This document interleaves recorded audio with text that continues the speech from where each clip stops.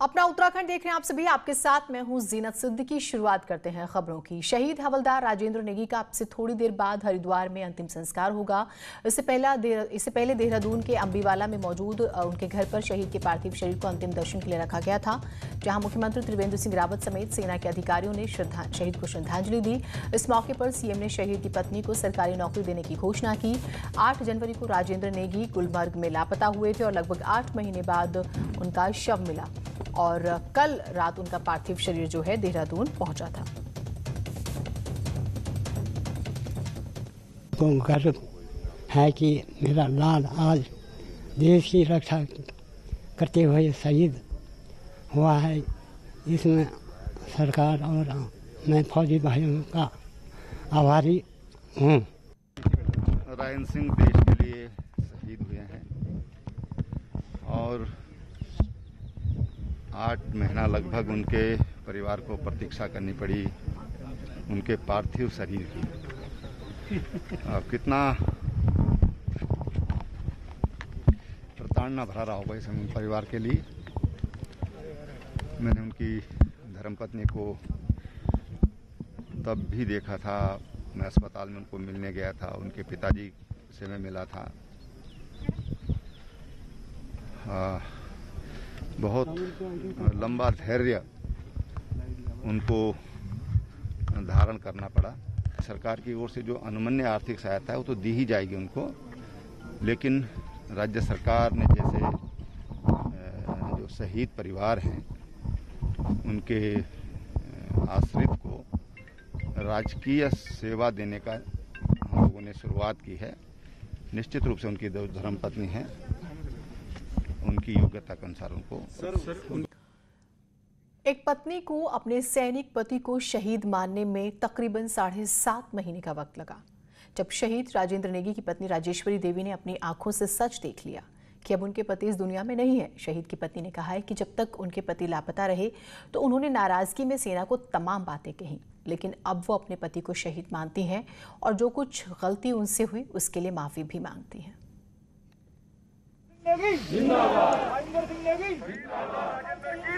आज हमारे सैनिकों ने जो हमारे यूनिट वालों ने सपोर्ट दे दिया मेरे को, तो मैं भी इस चीज़ में खुश संतोष है। जो भी मैंने उनके लिए कुछ गलत शब्द बोला होगा कि भाई तुम ढूंढ नहीं रहे, उसके लिए भी मैं माफ़ी चाह रही।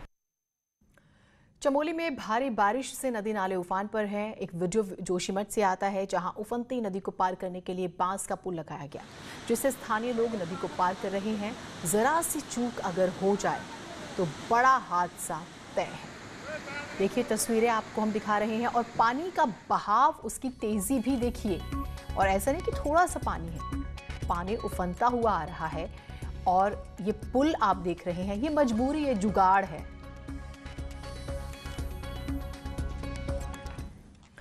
चमोली में लगातार बारिश हो रही है, गांव वाले परेशान हैं, आवाजाही दिक्कत हो रही है। बद्रीनाथ हाईवे आज सुबह लांबगढ़, पागलनाला और क्षेत्रपाल में मलबा आने की वजह से बाधित हो गया। ग्रामीण इलाकों की अगर हम बात करें तो 38 सड़कें मलबा आने की वजह से बाधित हैं। लांबगढ़, पागलनाला और क्षेत्रपाल में नेशनल हाईवे की अगर हम बात करें तो स्थिति खराब है। एनएच की टीम जो है वो मलबा हटा रही है, लेकिन छिनका के पास एक बार फिर से मलबा आ गया और फिर वही स्थिति हो गई।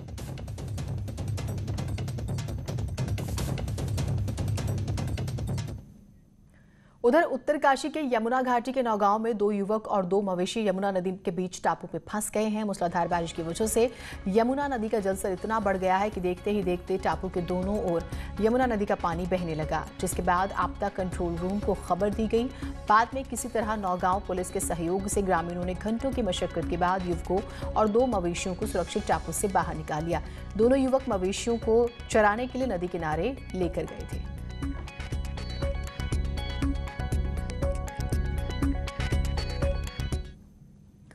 पहाड़ों पर हो रही बारिश से बीन नदी उफान पर है और इसी वजह से यमकेश्वर के कई गांवों का संपर्क ऋषिकेश से कट गया।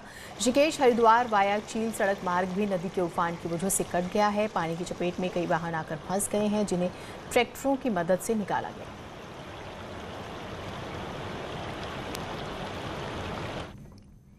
उत्तरकाशी में बुधवार को ही दिन भर बारिश से जनपद के कई संपर्क मार्ग बाधित हो गए हैं। गंगोत्री नेशनल हाईवे भटवाड़ी से आगे स्वारीगाड़ और गंगनानी के पास 2 जगह पर बंद है। सड़क पर भूस्खलन और बारिश की वजह से भारी मलबा आया हुआ है। बीआरओ के कर्मचारी जेसीबी मशीन द्वारा इसे हटाने के लिए जुट गए हैं।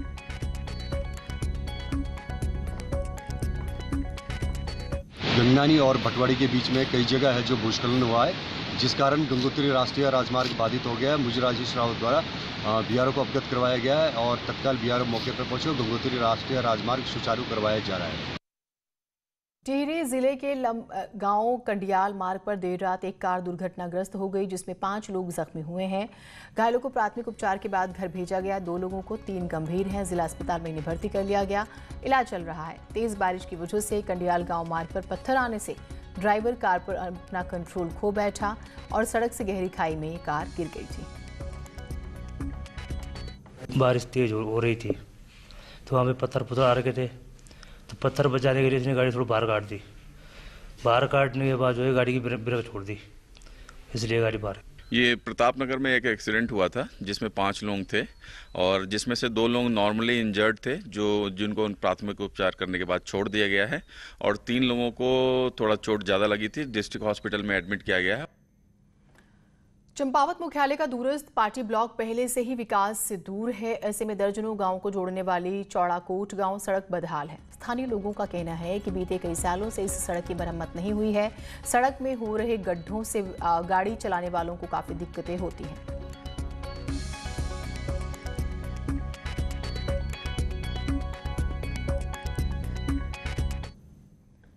उधर उत्तराखंड में आगामी चुनाव में अब आम आदमी पार्टी भी हाथ आजमाएगी। दिल्ली के मुख्यमंत्री और आम आदमी पार्टी के संयोजक अरविंद केजरीवाल ने कहा है कि दिल्ली में उत्तराखंड के बहुत लोग रहते हैं। उन्होंने कहा कि आपको उत्तराखंड में चुनाव लड़ना चाहिए, तो आपने उत्तराखंड में एक सर्वे कराया जिसमें 62% लोगों ने कहा है कि आपको उत्तराखंड में चुनाव लड़ना चाहिए। जिसके बाद हमने मीटिंग की और फैसला लिया कि आम आदमी पार्टी उत्तराखंड में चुनाव लड़ेगी। लोगों ने कहा कि आप उत्तराखंड में चुनाव लड़िए। हमें क्लियर नहीं था कि उत्तराखंड में लड़ना चाहिए कि नहीं लड़ना चाहिए, तो हमने फिर उत्तराखंड में सर्वे कराया और सर्वे में लोगों से पूछा कि क्या आप चाहते हैं कि आम आदमी पार्टी उत्तराखंड में चुनाव लड़े। तो उत्तराखंड में 62% लोगों ने सर्वे में कहा कि आम आदमी पार्टी को चुनाव लड़ना चाहिए। तो तब आम आदमी पार्टी ने फिर हमने सबने मीटिंग की और तय किया कि आम आदमी पार्टी चुनाव लड़ेगी। इसी बीच देहरादून से भी बड़ी खबर आ रही है। बच्चे की पिटाई मामले में एडीजी जेल ने एसपी सिटी कार्यालय पहुंचकर अपना बयान दर्ज कराया है। बता दें कि पिछले दिनों बिंदाल चौकी में एडीजी जेल पीवीके प्रसाद पर बच्चे की पिटाई करने के आरोप लगे थे, जिसकी शिकायत पिता पुत्र ने पुलिस मुख्यालय में की थी। बच्चे की पिटाई मामले में एसपी सिटी श्वेता चौबे को जांच अधिकारी बनाया गया है। तो शिकायत जो है बाप बेटे ने पुलिस मुख्यालय में की, उसका असर हुआ। बच्चे की पिटाई मामला देहरादून से और एसपी सिटी श्वेता चौबे जो हैं वो इस पूरे मामले की जांच करेंगे जिस तरह से बच्चे को पीटा गया था।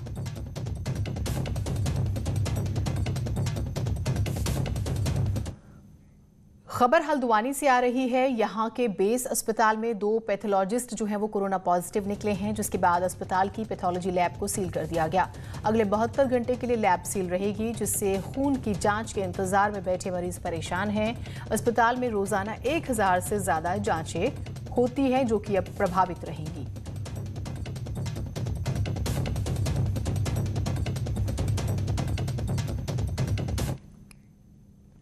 उधर नई टिहरी शहर में कोरोना के बढ़ते संक्रमण को रोकने के लिए जिला प्रशासन भी हरकत में आ गया है।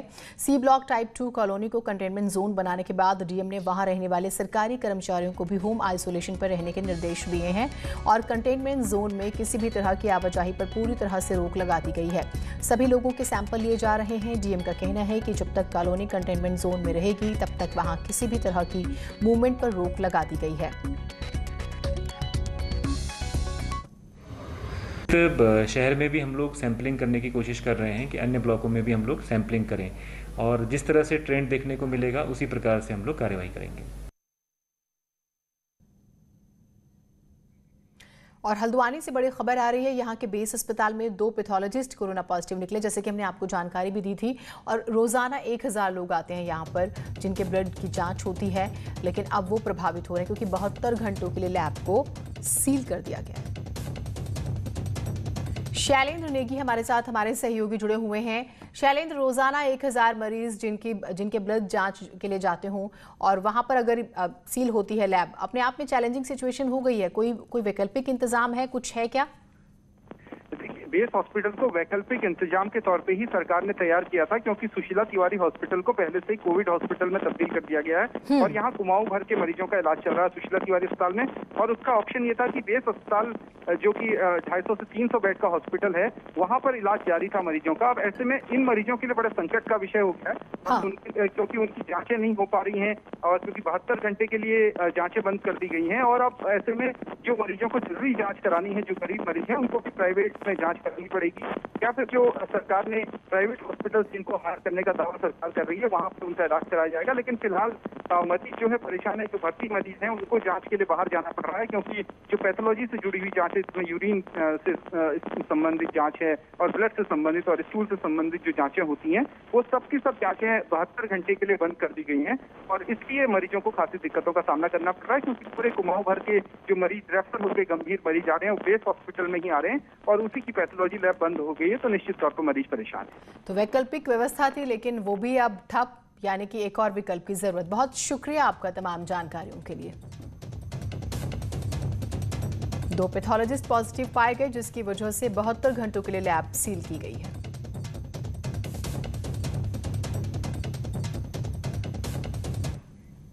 और लेंसटाउन की बात करेंगे। यहां पर भी कोरोना का असर देखने को मिल रहा है। गढ़वाल राइफल्स के हेडक्वार्टर लेंसटाउन इलाके में एक व्यक्ति में कोरोना की पुष्टि हुई है, जिसके बाद बाजार को बंद कर दिया गया। कैंट बोर्ड लेंसटाउन की ओर से बाजार बंद रखने का फैसला लिया गया है। लेंसटाउन में कोरोना काल की अगर हम बात करें तो ये पहला मामला है। ऐसे में प्रशासन के साथ ही कैंट प्रशासन भी अलर्ट हो गया है। विधायक दिलीप रावत का कहना है कि कोरोना सैंपलिंग की व्यवस्था की जांच की जा रही है, साथ ही बाहर से आने वालों की भी स्क्रीनिंग की जा रही है।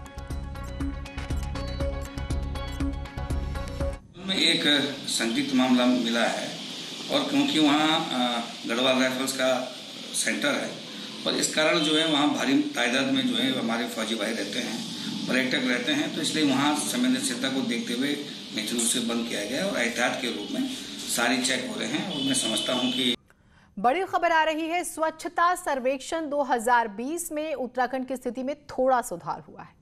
उत्तराखंड की बात करें तो 6 बड़े शहरों में रैंकिंग में सुधार हुआ है। 384 से रैंकिंग 124वें नंबर पर आ गई है। देहरादून की जब हम बात करते हैं तो 10 लाख वाली जनसंख्या वाले 382 शहरों की रैंकिंग जो है घोषित की जाती है। 1 से 10 लाख जिसका हम जिक्र कर रहे हैं, 382 शहरों की रैंकिंग, कुछ सुधार हुआ है 6 बड़े शहरों की रैंकिंग में। तो इसे थोड़ा उत्तराखंड इस बात से खुश हो सकता है। बड़े शहरों की रैंकिंग में स्पेशली सुधार आया है, क्योंकि यहाँ पर आप देखते हैं कि फंड्स भी बहुत बेहतर तरीके से इनके पास हुआ करते हैं, तो उस हिसाब से व्यवस्था भी की जा सकती है। नए मुख्य सचिव की तैनाती के बाद जो है सरकार और कर्मचारी संगठनों के बीच जारी गतिरोध को खत्म करने के प्रयास शुरू हो चुके हैं। सीएम के निर्देश पर मुख्य सचिव ओम प्रकाश की अध्यक्षता में पर्वतीय कर्मचारी शिक्षक संगठन और उसके घटक संघों की वार्ता चल रही है। कर्मचारी संगठनों की करीब 23 मांगों को लेकर मीटिंग होगी। इससे पहले राज्य के शिक्षक संघ, राज्य कर्मचारी संयुक्त परिषद से भी मुख्य सचिव वार्ता कर चुके हैं। 21 अगस्त को राज्य निगम कर्मचारी महासंघ को भी मीटिंग का न्योता दिया गया है।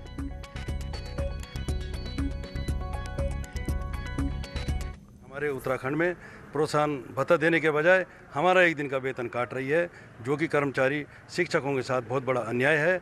इसका हमने विरोध किया और आज हमारी सबसे पहले हमारी यही मांग है कि वो 1 दिन का जो वेतन है उसको काटा जाए। देश में तमाम सभी के मुद्दों पे आज विस्तृत रूप से चर्चा होगी। यदि सम्मानजनक समझौता होगा तो अच्छा है, बाई चांस भगवान न करे ऐसा तो हम लोग फिर आगे आंदोलन की रणनीति तय करेंगे। उत्तरकाशी में लौटे प्रवासी युवाओं के लिए सेवा योजन विभाग अब नए सिरे से रोजगार तलाशने की योजना बना रहा है, जिसके लिए प्रवासियों का डाटा इकट्ठा करना जो है शुरू कर दिया गया है। पिछली नौकरी के हिसाब से रोजगार तलाशने के लिए डेटाबेस तैयार किया जाएगा और युवाओं को रोजगार देने की रणनीति भी बनाई जा रही है। पहला फोकस हमारा डाटाबेस तैयार करने पर है और आदरणीय जिलाधिकारी महोदय के द्वारा भी विस्तृत निर्देश दिए गए हैं कि पूरे जनपद में जितने हमारे प्रवासी हैं और अन्य जो भी इच्छुक हैं उनका एक विस्तृत डाटाबेस तैयार कर लिया जाए, ताकि हमारे पास जब डाटा अच्छे से होता है तभी हम प्लान के एस्पेक्ट पर अच्छे से इम्प्लीमेंटेशन कर सकते हैं। उत्तरकाशी के धनारी पट्टी के 4 गांव के प्रवासी युवाओं ने लॉकडाउन के दौरान समय का सदुपयोग करते हुए पट्टी से सेम मुखेम पैदल मार्ग पर 7 किलोमीटर पैदल रास्ता बनाया और भूमिया देवता का मंदिर 1 महीने की कड़ी मेहनत के बाद श्रमदान करके बनाया गया। इस कार्य में ग्रामीणों ने भी इन युवाओं का बखूबी साथ निभाया है। मंदिर की प्राण प्रतिष्ठा और रास्ते के लोकार्पण कार्य में गंगोत्री विधायक भी शामिल हुए।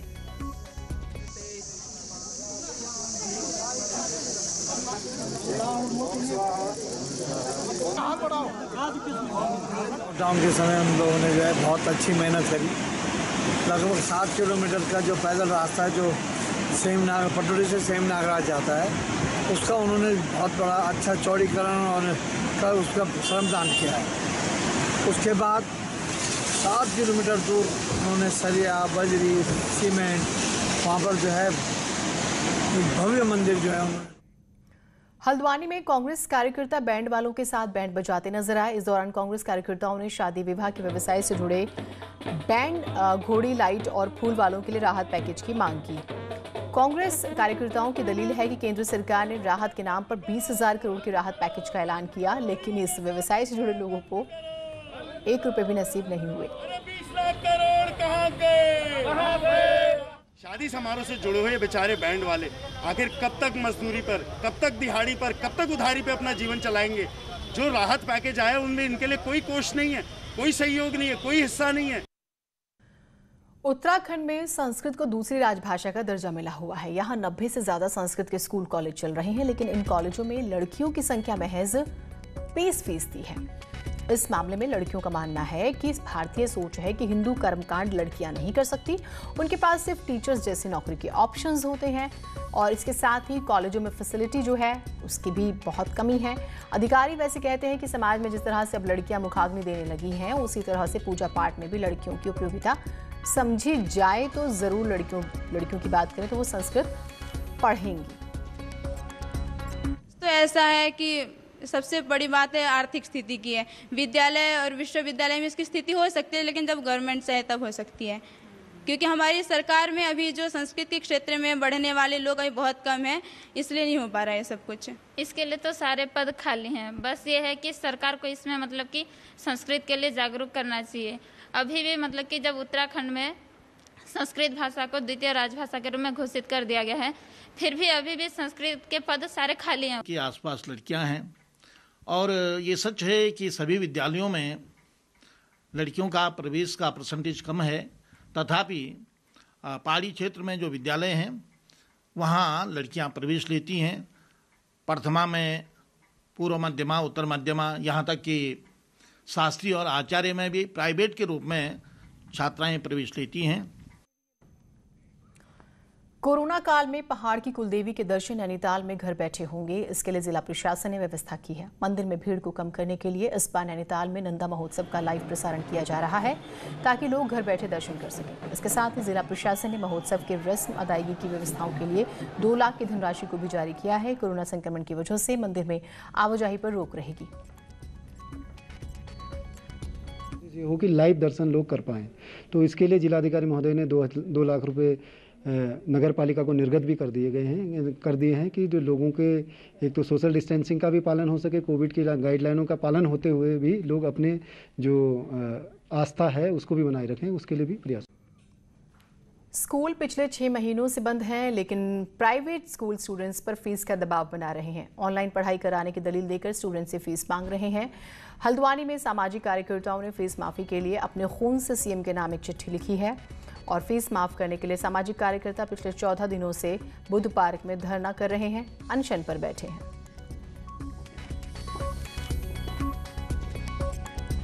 जो सरकार ये मिले हुए नज़र प्रतीत हो रहे हैं, सरकार गूंगी बहरी हो गई है, तो हमने खून का पत्र लिख के बस यही संदेश दिया है कि आपने बहुत खून चूस लिया, हमने खून निकाल के भी दिखा दिया, अगर आपने सुनवाई नहीं करी तो फिर ऐसी नौबत ना आए।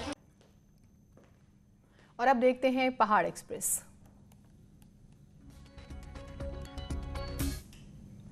लैंसडॉन वन प्रभाग की कोटद्वार रेंज में हाई टेंशन लाइन से फैली करंट की चपेट में आने से एक हथिनी की मौत हो गई। श्रीनगर गढ़वाल में लाखों के गबन में आरोपी पूर्व बैंक मैनेजर को 14 दिन के लिए जेल भेज दिया। राज्य कर विभाग के अधिकारियों के करोड़ों की कर चोरी के मामले पर हाईकोर्ट ने सीबीआई जांच की याचिका खारिज कर दी। राज्य मंत्री धन सिंह रावत ने कहा है कि मुख्यमंत्री की ओर से प्रधानमंत्री को पत्र लिखकर कांग्रेस के राजीव गांधी फाउंडेशन सहित उससे जुड़े अन्य ट्रस्टों में हुए करोड़ों के गबन की जांच की मांग करें।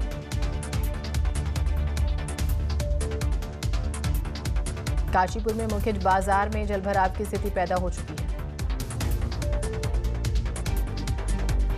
टनकपुर में पुलिस ने ऑनलाइन सट्टा और जुआ खेल रहे 6 लोगों को गिरफ्तार किया।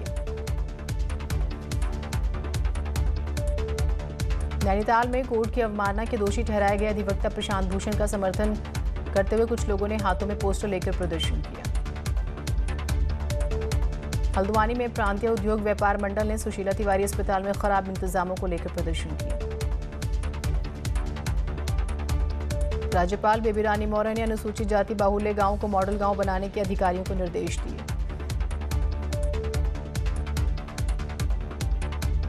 पौड़ी में सद्भावना दिवस के मौके पर कलेक्ट्रेट परिसर में डीएम डीएस गर्बियाल ने अधिकारियों एवं कर्मचारियों को सोशल डिस्टेंसिंग के साथ शपथ दिलाई।